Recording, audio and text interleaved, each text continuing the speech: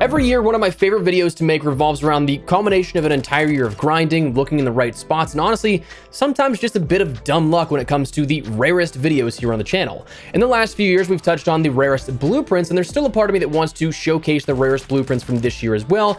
Perhaps that comes a little later on down the line in the next few weeks, but while I've been a heavy critic of Modern Warfare 2's content support this year, one thing that I do have to give props to is that there's been plenty of universal camo rewards and unlocks, from base camos on guns to the rarest of the rare that only a few hundred will ever obtain in the world.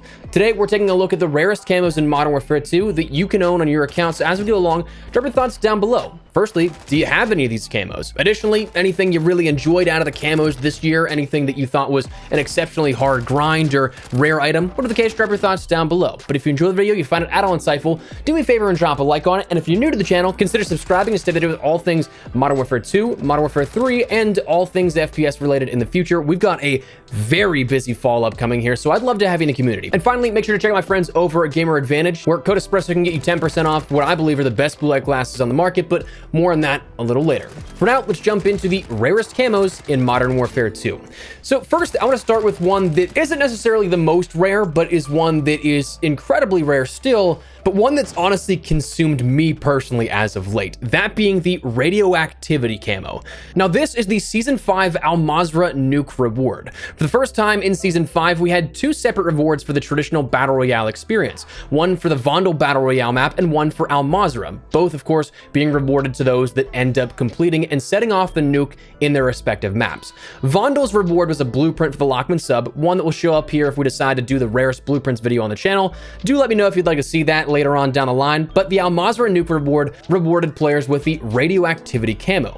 Now, there are some shared rewards like emblems and operator uniforms, but for the Al Mazrah Radioactivity camo, this is a camo with patterns of the radioactivity icon, a radioactive icon with the skull in it, and then the Warzone's champion quest icon, that being the icon that you'll see when activating the contract, and also being the icon that will follow you around in real time once you pick up the first element of beryllium. So for those that don't know how to obtain the nuke or set one off, it is such a pain to say the least. The first prerequisite is that you have to win not one, not two, not three, not even 4 Battle Royale matches in a row, but 5 matches in a row. That in and of itself is a task that will stifle the standard player, but if you do decide to embark on that and you win those 5 matches in a row, well, it's kind of only the beginning. From then, it unlocks the Champion's Quest, an in-game contract that is available at 3 different locations per match, able to be activated once per game based on however many players are available in your squad. So if you have a squad of 4 and you end up going on this 5-win streak, you'll have 4 attempts here to do this. You don't have to activate it in those 4 sequential games afterwards. You can save them and maybe kind of cherry pick the best zone, black site location, that kind of stuff that can help you out, but you'll have 4 attempts here once you activate that. But anyways, activating the contract will start a timer until the end of the game where you have to locate 3 elements of the nuclear bomb. Beryllium, which gives you a real-time ping on the map that everyone in the lobby can see, kind of like a Most Wanted but on steroids and in real time, not updating every couple of seconds. Plutonium, which gives off a radiation leak and will then distort your vision and do damage to you gradually over time, meaning your armor will never likely be 100% health when you pick it up. And tritium, which will disable all radar and vehicles in the area. Once you obtain all 3 elements, you then have to wait for the bomb site to be revealed via golden plane that flies over. But it's not until I think like zone 4 or 5. So you have a ton of time that the entire lobby will see you and be hunting you down. Once the bomb site is revealed, you then have to deposit the elements into the bomb and then arm the nuke, which once you do that, you have to defend the nuke for 2 minutes straight before it goes off. That's something that is usually out in the open, so it's very hard to do, and you'll have everybody jumping on the bomb trying to kill you. It's pure and utter chaos, and honestly, one of the toughest challenges I think COD has implemented for the average player. But if you do complete it, the Radioactivity camo is all yours, and it's a rare one. Now, like I said, a little bit biased because that's just been consuming me as of lately going for that, but is it rarer than the top 250 ranked camo? Probably not. Purely based on quantity and the limited nature of it, the top 250 camo is likely the rarest camo in Modern Warfare 2, and the rarest camo we'll see ever in Modern Warfare 2. This was granted to players who ended the season in ranked play in the top 250 of Season 5. They had to fight it out for 60-ish days of non-stop grinding. So, for example, let's take Warzone ranked. Like if you hit Iridescent, that's 10,000 SR. The #1 player in the world earlier this week was sat at 73,000 SR, which with deployment fees, well over 200 SR every single game. That's reaching Iridescent with the highest penalties 7 times over in a season. Hell, even 250 out of 250 is a matter of hitting 24, almost 25,000 SR, doing that iridescent grind over twice just to be statistically in that top 250. So this is for real grinders, the ones that the camo will be awarded to. But this camo is obtainable in both ranked for Warzone and as well Modern Warfare 2's multiplayer on the CDL side of things.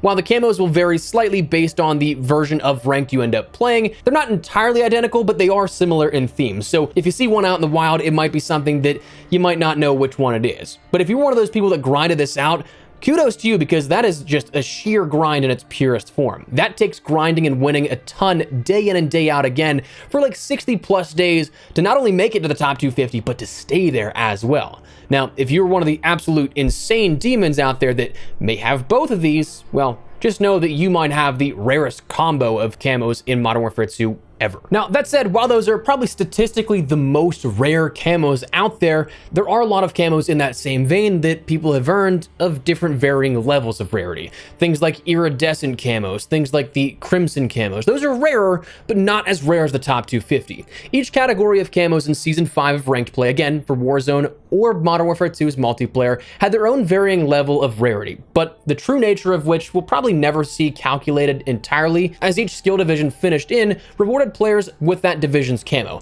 There was no retroactive rewards for, say, finishing in iridescent, but also getting all the subsidiary camos from crimson, diamond, platinum, and gold. So to some degree, wherever you finished, you're at least in some bracket of rarity. Maybe not nearly as rare as some, but not everyone will have that camo that you specifically have. Which, while I'd love to have all those camos going backwards from iridescent down, it is kind of cool that it is rare to some people regardless. We also saw in regards to ranked camos, if you ended up achieving those veteran camo rewards each single season that we saw introduced with Modern Warfare 2 multiplayer ranked and also Warzone ranked. Each season so far, of course, for ranked and multiplayer, you have a camo that's awarded for winning 100 matches in ranked play for multiplayer, but on Warzone's side, you have a camo rewarded for players that end up getting 1,000 kills and eliminations in ranked matches. So those, any number of those, are considered rare as well. Now, jumping over outside of ranked play, let's talk about what I think is firmly the second rarest camo.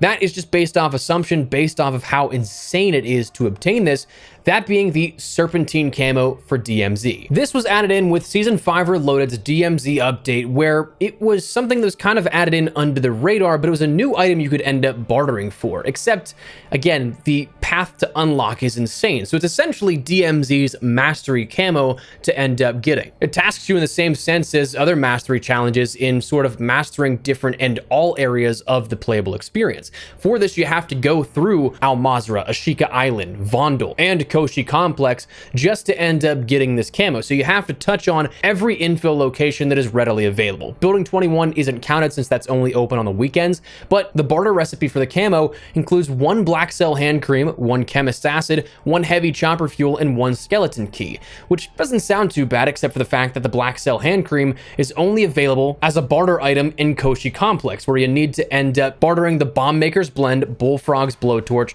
2 calling cards from killing the scavenger, and 2 bottles of vintage wine.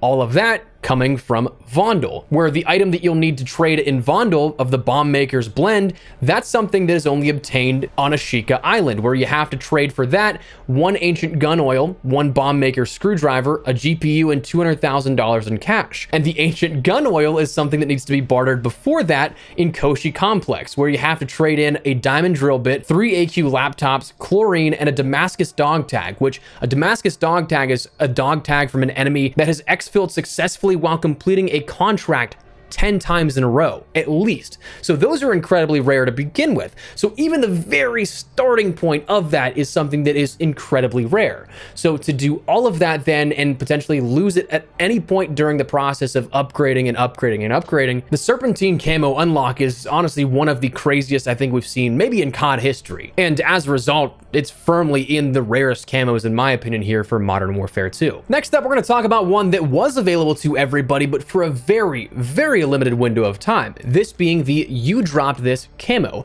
Now, there were two ways to obtain this, one recently and then one how it was introduced initially, which was as a COD Champs viewership reward. That was something that if you had your Twitch account, your YouTube account linked to your Call of Duty and Activision account, it would just simply track that watch time and you'd end up getting this camo available just by hitting that milestone. It was a 2-hour watch time reward, and it was something that normally would be pretty easy to obtain. However, the stipulation with this year's COD Champs is, well, I don't know if you guys paid attention to it at all, it was a 5-0 sweep in Grand Finals. So the entire match play itself went just over 2 hours. So you very well could have missed it if you didn't, say, watch the pre-match stream with analysts and things like that. So if you popped in at like game 2 or 3, there was a very good chance that you did not get this, even with the intention of sitting down and watching and having the stream open all day. It was just something that did not last too long. Now, whether or not it was something that the management side of how rewards went saw this and was like, we should give more chance here for this, whether or not it was a direct tie-in with it, we also saw that this was a reward for the World Series of Warzone as well, the global finals for the LAN event and the best of the best in Warzone a couple of weeks ago. Now, that event fundamentally was something that lasted way longer. Each match was about 20 minutes each, and I think there were like 6 to 8 maps and then a single solo YOLO where everybody dropped in playing solos rather than with a trio, so you absolutely had the opportunity to get this again. But that camo, again, universal for everything. Pretty cool looking camo in my opinion as well. Next, let's talk about some Easter egg camos, because believe it or not, there are 2 camos that we saw within Modern Warfare 2 that were directly rewarded via completing an Easter egg quest line. Both of those coming from the raids as a part of the Spec Ops extension within Modern Warfare 2. We firstly saw the Murk camo come along with Raid Episode 3 in Season 3 Reloaded. The Murk, being a green sort of tiger camo, isn't necessarily the best looking, but it's rare just simply because not many people probably went out of their way in comparison to the overall population of players to go and complete this Easter egg. What you had to do in the Season 3 Reloaded update in that Episode 3 of the raid was firstly seek out a set of valves that you and the rest of your squad in the raid had to perfectly match a sort of key valve that came along with that. If you did it, you'd then have to end up continuing on throughout the rest of the raid and then complete an additional puzzle sequence using the key that that valve set ended up giving you on a piece of paper. Once you ended up completing that, it gave you an additional paper note to stow in your inventory. And then finally, whenever you ended up getting to the sub-base step, you had to go and raise all the water levels, but then backtrack to the room before to end up swimming through a pipe system that then gave you the final paper note, which also finished the code sequence that you could end up going into the room on an elevated side of the sub-base room where you could input that code and then end up getting the camo itself. Now, very, again, convoluted and something that not many people really probably went out of their way to do, and especially for such a camo that looked as it does. It's not anything over the top or flashy. Honestly, whenever we take a look at these and the next camo, the veteran raid completion reward camos were way better looking than the actual Easter egg camos themselves. But anyways, that's how you'd end up getting that one. And then the Season 4 Reloaded Easter egg camo was called the Unformed camo. This coming along with Raid Episode 4, the final raid that we ended up getting, and so therefore we haven't seen any additional universal camos added as Easter eggs. For this, you have to navigate your way during the blindfold section down a set of stairs, not up like you have to normally, and then listen for a code that a guard will end up saying. That code will then coincide with side rooms in the long hallway of Humvees and all kinds of enemy combatants. You have to go into those rooms in the order that it was told to you and then flip the power switches there. Then you have to go into the main room where all the tripwires are and grab an unlabeled key card and then find your way through the rest of the raid until you end up getting to the sort of Koshi complex looking chemical center. Then you have to navigate your way to one of these back fenced off workstations, and there'll be a random access card like scanner, something you can put a key card up to. Once you do that, you can interact with it and it will open the vault behind you, to which that opens up the vault and allows you to end up unlocking the secret weapon, which then in turn grants you the Unformed weapon camo. That is something that, again, is universal for all weapons, and just like the Murk though, not sure that it's my favorite. It is definitely rarer than the veteran camo rewards because not nearly as many people probably went out of their way to do this, especially when those veteran camos look better, which, speaking of, let's talk about that. Raid Episode 3, again, backtracking just slightly, is the Galvanic weapon camo. All you have to do for this is simply end up completing the raid on veteran difficulty, which really isn't a whole ton different than the base version of the raid itself. It changes some of the traps and how they end up working, and also you end up having 3 different lives revives per checkpoint. So it's not like you have it for the entire duration of the raid itself, but instead each individual area you go in, it kind of resets. So you can still take as much time as you need. It's just a little tougher, but still very manageable. Same thing then with Raid Episode 4 and the Ether Wave camo. Truth be told, this is probably my favorite camo that we've seen unlockable in a sort of even somewhat normal fashion. I love that radioactivity camo, but again, how many people are really going to be going for that? I love that iridescent camo, but again, how many people end up getting iridescent in Warzone or multiplayer ranked? The Ether Wave, though, is very easy to do, and of course, it's still something you can do, but looks awesome, I think. So absolutely, because it is one of those things that is tougher to unlock to some degree, or not as many people go out of their way to do it, it is still something that I would consider rare, and that is going to round out the camos that we have as of right now. Now, of course, there still is the potential for more camos coming at mid-season with the Soul Hunt event that comes along with it. There's one that looks to be a really over-the-top camo that looks really cool, I think, but that's still up for debate on if that will be coming at that time. But anyways, that is the rarest camos that we've seen throughout this past year of Modern Warfare 2.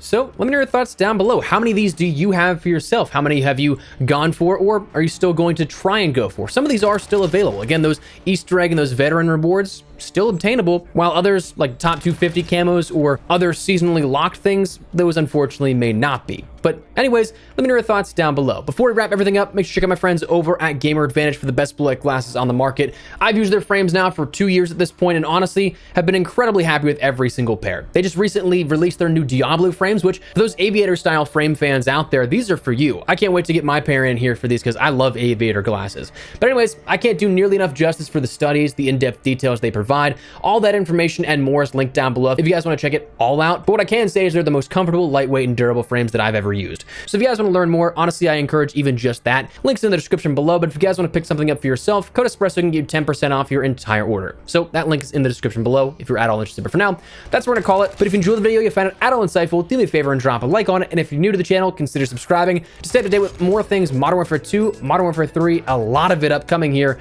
with the multiplayer reveal, the beta, and full launch to follow shortly after. I'd love to have you in the community for all that kind of stuff. So that said, thanks so much for watching. My name is Espresso. I'll see you later. Take care and peace.